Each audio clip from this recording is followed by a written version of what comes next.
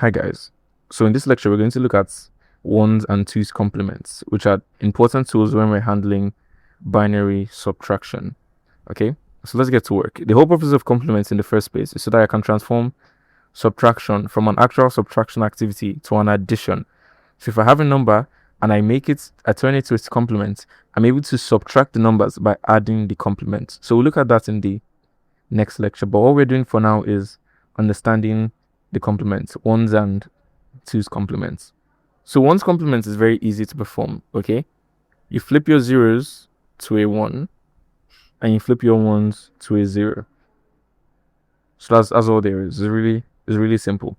So given a long string of binary numbers, long string of a binary number, 1101010 in base 2, and I want to perform a subtraction with this that needs me to convert to my ones complement.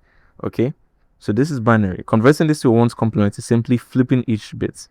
So it's a really fun process. This becomes a 0, this flips to a 1, this flips to a 0, this stays as flips to 0, 1 1. Okay, zeros to 1, zeros to 1, ones to 0, zeros to 1, 1 to zeros, zeros to 1, and then ones to a 0. So this is my ones complement form. Okay, so no matter whatever number you have, if you're able to flip each digits, so if I'm to write another string 10111101, and I want to take the ones complement of this, I'm going to take each number, so that's 0 1, and I have 5 ones over here, so there's going to be 5 zeros, then a 1, then a 0. So this is my ones complement, and this is my number in base 2. Okay, so adding your complements to your number is going to give you it's going to give you the next power of the number. So if your highest digit is 2 raised power 7, adding your number to your complement is going to give you 2 raised power 8 in decimal. So that's just the way to check, but safe to just keep in mind that for my ones complement, all I have to do is change my ones to zeros and change my zeros to ones. So that's all there is to ones complements. Twos complements, on the other hand, builds off of ones complements. So let's write down what it looks like. So the twos complement of a number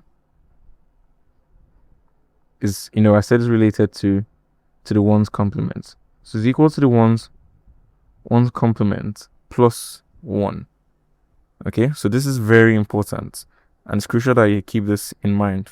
So to get your twos complement for whatever number it is, you're going to have to convert it to its ones complement first, then add the 1.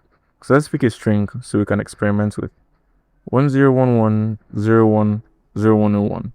Okay, so this is base 2. If I'm trying to find the twos complement of this, I'm going to first of all find the ones complement. So that's flipping each bit. 0 1, 2 zeros, 1 0, 1 0. So this is my ones complement. But remember, I'm going to add 1. Okay, so adding 1 to this is going to give me 1 1 0 1 0 0 1 0. So this is my twos complement. Okay, the same thing happens no matter the length of the number. All right, so if we're dealing with 1 0 1 1 0 1 0 1 0 1 0 1 0 0 0. Okay, so this is in base 2. To find the twos complements of this, you find the ones complements first.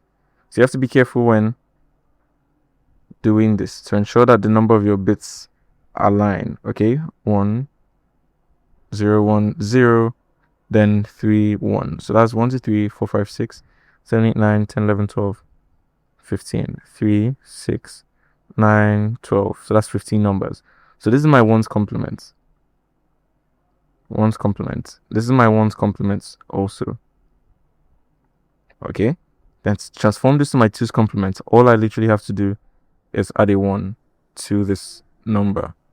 So that's going to be 0 carry a 1, 0 carry a 1, 0 carry a 1. So 1 plus 0 is 1, and the rest of the numbers proceed naturally. Okay, so that's all there is to ones and twos complements. In the next lecture, we'll look at how these apply to performing complex subtractions where your subtrahend is greater than your minuend. So thanks for watching, and I'll see you in the next video.